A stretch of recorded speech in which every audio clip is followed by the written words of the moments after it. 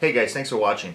Today we're going to talk about the two most common subcompact pistols, in my opinion at least, and that's the Glock 43 and the M&P Shield.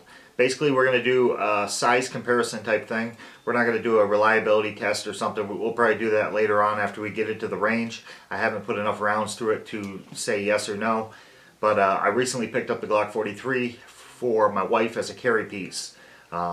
Most of you guys know that watch the video. I've been carrying the M&P Shield now for about two and a half years. It's been an awesome pistol. It's got a proven track record. It's reliable. It's small. Easy to hide. It's a great pistol. So we're just going to do a size comparison. We're going to match the triggers. I'm going to give you an idea of what you're looking at if you're looking to purchase a Glock 43. Maybe you have a Shield already and you're looking for something for a wife like me, like I did, or maybe you're just looking for something else, maybe a weekend gun to carry. So that's basically how I got into it. The M&P Shield's been my carry piece, and looking for something for my wife. She's small size, small frame.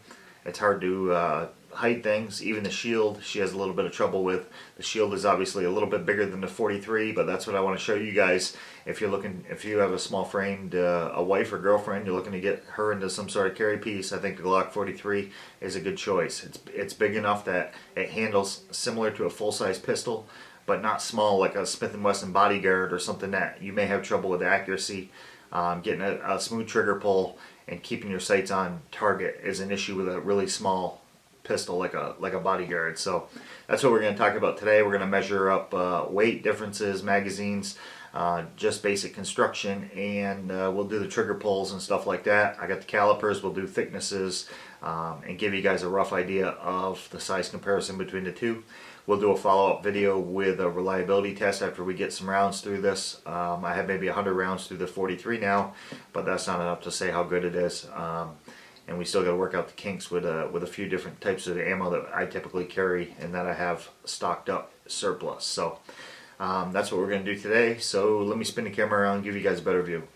All right, let's talk about we'll talk about the Shield first.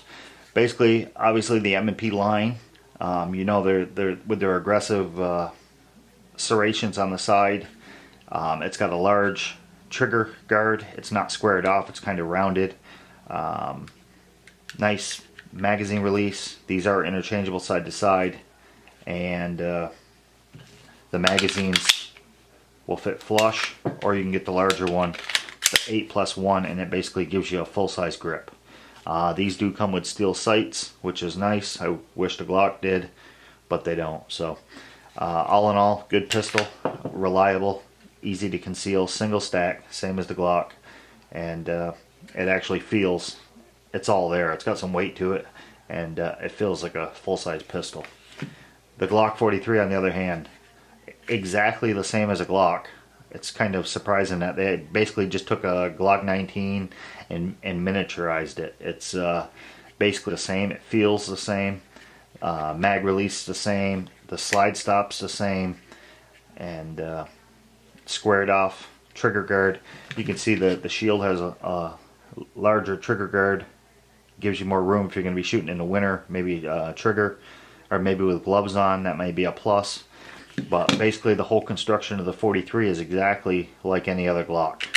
The trigger feels like a typical Glock trigger. It's got the same reset. Trigger actually feels nice. And we'll actually put these on. We'll do a pull weight here just to give you an idea what this is.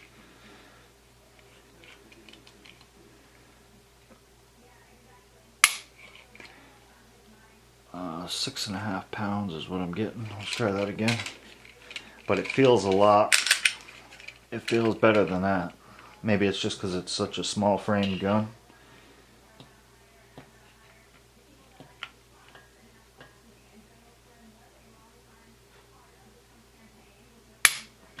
At 6.5 pounds on the trigger gauge. The Shield is probably pretty close.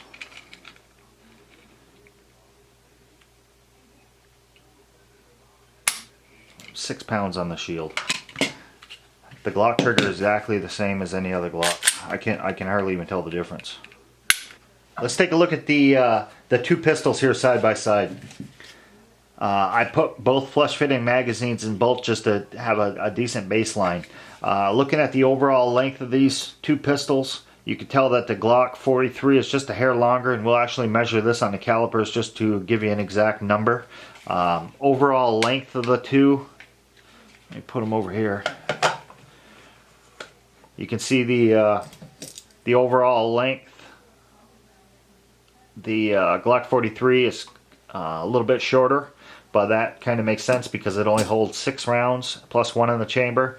The M&P Shield is 7 rounds plus 1 in the chamber, and these are both flush-fitting magazines. You can add +1 or +2 base plates to any of these that you want, but the whole point of buying a small carry piece like this is to conceal it, so you don't want to ruin that. Both these come with extensions. The M&P Shield comes with an extension on the bottom, but it gives you an extra round. The Glock 43 comes with an extension, but it's still 6+1 on both magazines, so that's kind of a disappointment. The magazines themselves, the 43 has a staggered design. So you can see here, one here, and it kind of staggers back and forth. The 43 is more vertical. That would make the Glock 43 a little shorter, common sense wise. So that's the difference between the two.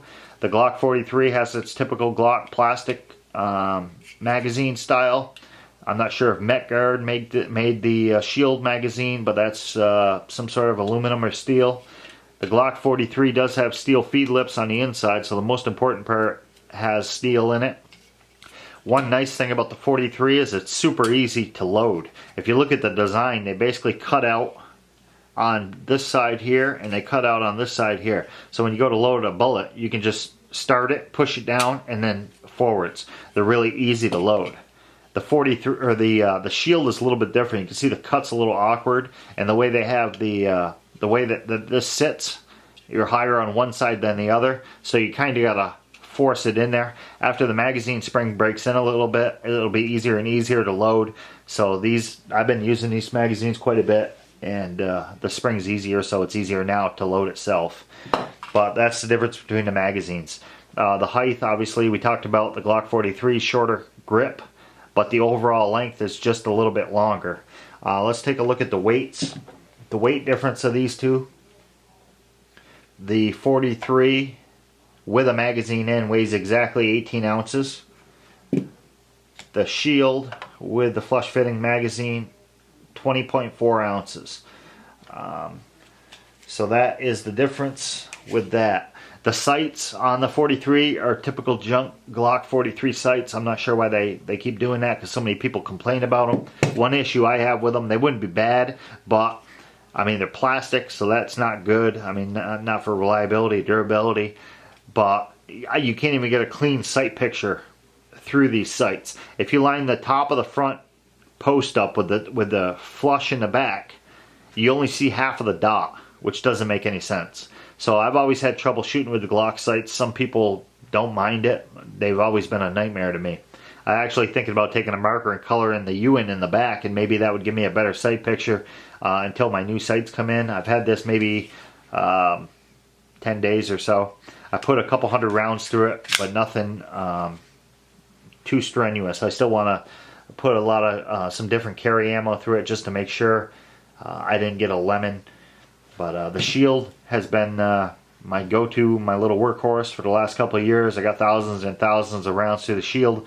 The only issue I've ever had was, I would say, my own reloads. Sometimes I can't get the primers to seat all the way to the bottom of the brass, and it may not go bang, and that's typically why.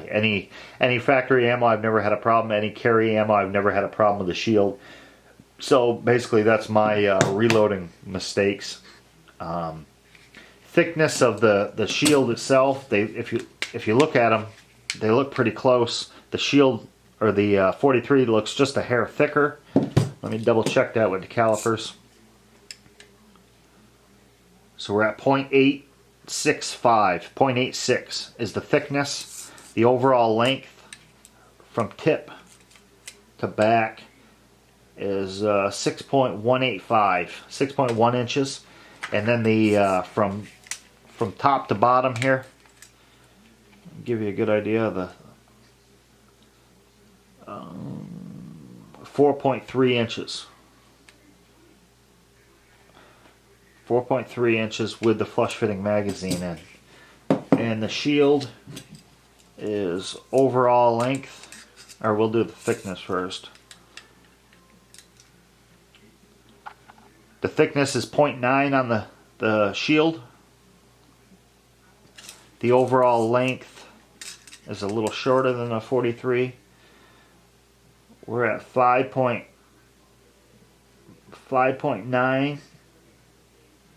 5.9 I'd say. Top to bottom is a little longer on the shield because you get an extra round with it too.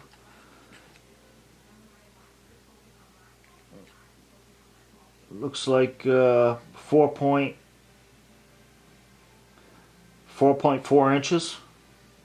So just a little bit bigger than the 43. The weight feels considerable. With the flush fitting magazine, 18 ounces. With the shield flush fitting, 20.4 ounce.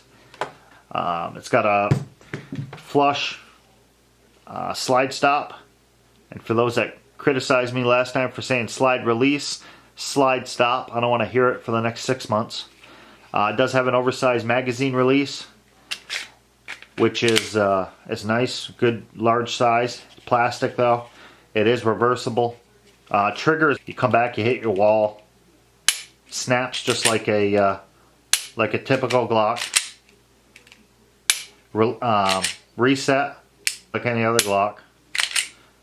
It's scary how much this is exactly the same as any other Glock, just miniaturized. So the stippling job is kind of similar to like a Gen 4 Glock. Stippling all the way around. Good texture, you get a good purchase on it. The oversized magazine, or the extra length, gives you the ability to get a full grip on there. That is obviously a little more comfortable. Shooting with just 4 fingers and a pinky off takes a little bit of getting used to, but the more you practice, the better you get at it. Let's break this down. Same as any other Glock. Dry fire, and then we're just going to pull it back a hair and grab your tabs, and then push it forwards. And that's the takedown itself. Looking at the internals of the slide, you can see that the striker block is a little bit different. Typically it's back here, and it's like a half moon.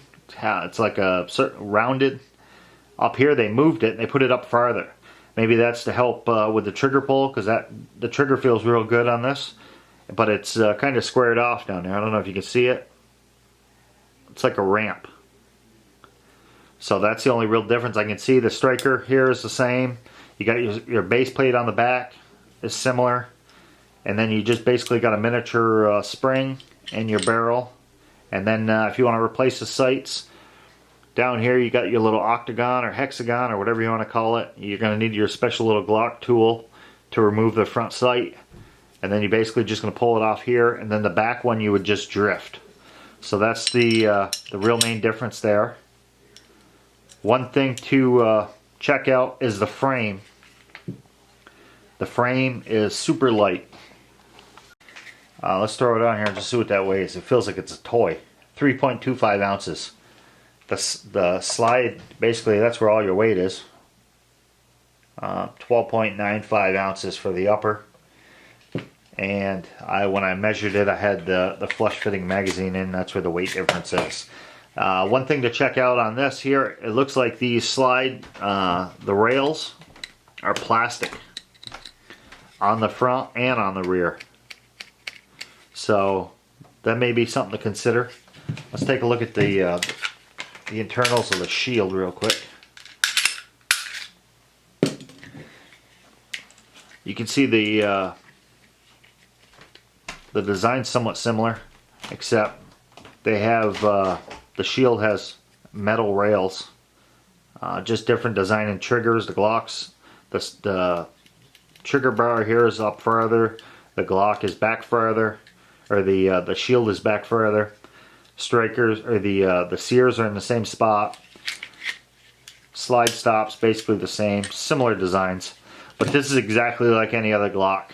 You got a couple pins. You want to take out your trigger, you pop your pin out. The rear, instead of having two back here, it's got one. You push your pin out here, and basically you can pull your block out if you want to add maybe a like a ZevTech, or maybe you can get a 2-pound connector or a 3-pound connector for these. I'm not sure. I haven't even looked. And maybe you want to upgrade the trigger. It's easy enough to do. And these Glock 43s are pretty popular now, so there's going to be a lot of aftermarket companies that are going to be making parts for it, which is nice. So, but this literally feels like a toy. All the weight is in the upper. So, putting it back together, exactly the same as taking it apart. We're just going to slide it on. Function check, and you're good to go. That's basically it. One more thing I wanted to touch on. This here is a little holster. This is a Blackhawk holster I just picked up, but I wanted to show you something here. Let me put this back together. This is a kind of like a taco style holster for the shield. It actually fits the 43 pretty decent. Trigger guard is a little bit different, but most of the holsters I buy are adjustable, so you can loosen them or tighten them if you want, and it just gives you the ability to may have a chance of having a gun fit multiple holsters. It'd be nice. So this is a shield holster that fits. This one here is made for the 43. Obviously that's going to fit. This one here is actually a holster for a Glock 19. It's a Galco double time. You basically can reverse the straps, inside outside waistband type thing, and it does have an adjuster inside of it, and it fits. You get a little bit of wobble in there, but it actually holds itself in, and you can tighten this up, and it'll squeeze down on this and take up some of that slop. So you may get away with not having to replace the holster if you got a few different guns. Holsters aren't cheap. You may be able to get by. So I guess that's about it. Next thing we're going to do, we're going to get this out of the range, and we're going to do some drills and maybe put 500-600 rounds through it, hopefully. Maybe this weekend we can do that, and I'll take you guys along with me, and we'll see how the 43 progresses and how reliable my 43 is. So if you guys have any questions, please feel free to ask, and just leave them down in the comment box. I'll try to get back to you as fast as possible. And thanks for watching, guys. I'll catch you on the next one.